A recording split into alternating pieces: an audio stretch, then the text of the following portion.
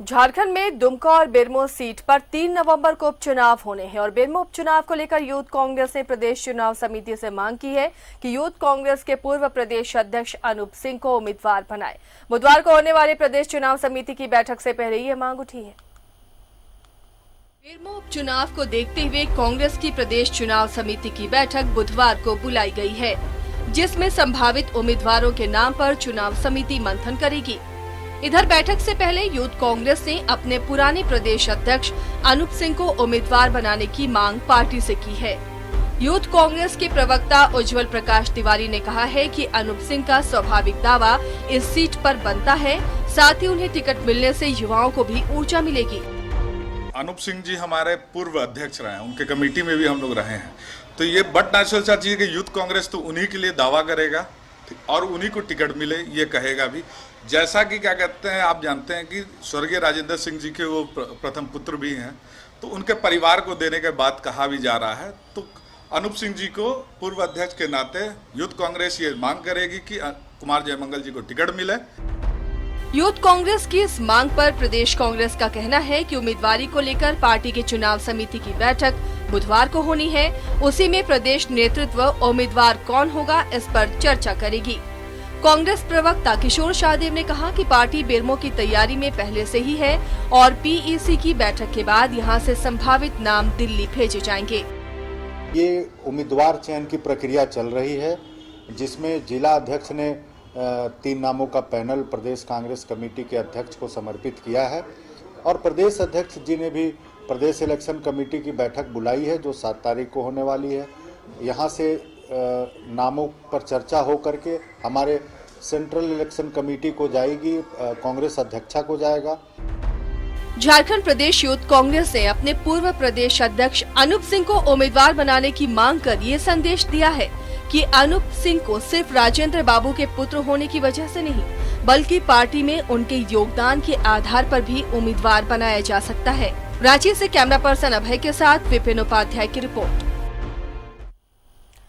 तो बेरमो सीट के लिए ये प्रेशर पॉलिटिक्स ही कह सकते हैं अनूप सिंह के समर्थकों का कि उन्हें टिकट दिए जाने की मांग कर रहे हैं। हमारे सहयोगी विपिन हमारे साथ जुड़े हुए। विपिन का रुख करते हैं। विपिन, जेएमएम ने तो अपने उम्मीदवार की घोषणा कर दी, आखिर कांग्रेस में देरी क्यों हो रही है? और इस बीच अनूप सिंह को लेकर जो प्रेशर पॉलिटिक्स नजर आ रहा है, उनकी दावेदारी को बार बार कहा जा रहा है कि वो मजबूत दावेदार है, उन्हें टिकट मिले, आखिर देरी किस बात की हो रही है?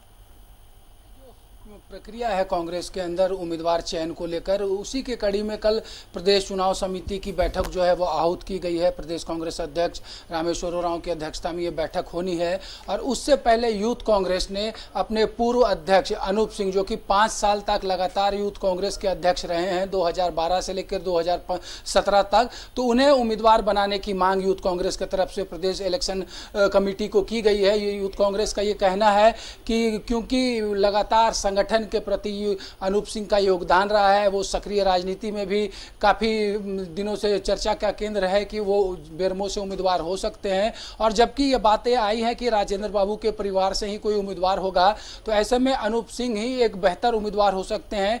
यही बातों को लेकर यूथ कांग्रेस के प्रदेश प्रवक्ता उज्जवल तिवारी ने यह बयान दिया है। हालांकि इस पर प्रदेश कांग्रेस का ये कहना है कि जो प्रक्रिया है पार्टी के अंदर उम्मीदवार के चयन को लेकर, उसे पार्टी पूरा करेगी और उसी के अंतर्गत कल चुनाव समिति की बैठक में जो नाम सामने आएंगे उसे सीईसी के पास भेजा जाएगा और 9 अक्टूबर को दिल्ली में कांग्रेस के सेंट्रल इलेक्शन कमेटी की बैठक बुलाई गई है। उस बैठक में भी जो बिहार के कांग्रेस के उम्मीदवार हैं या फिर अन्य राज्यों में जहां उपचुनाव होना है वहां के उम्मीदवार के साथ साथ झारखंड के बेरमो विधानसभा सीट के उपचुनाव में उम्मीदवार के नाम पर भी चर्चा के साथ उसकी घोषणा हो जाएगी और लगभग ये तय भी हो चुका है। जिस तरह के संकेत कांग्रेस के सूत्र दे रहे हैं उस हिसाब से अनूप सिंह का चुनाव लड़ना तय है। वो लगातार क्षेत्र में बैठक कर रहे हैं। आज भी विपिन, ये महज औपचारिकता है कि उनके नाम की घोषणा की जाए?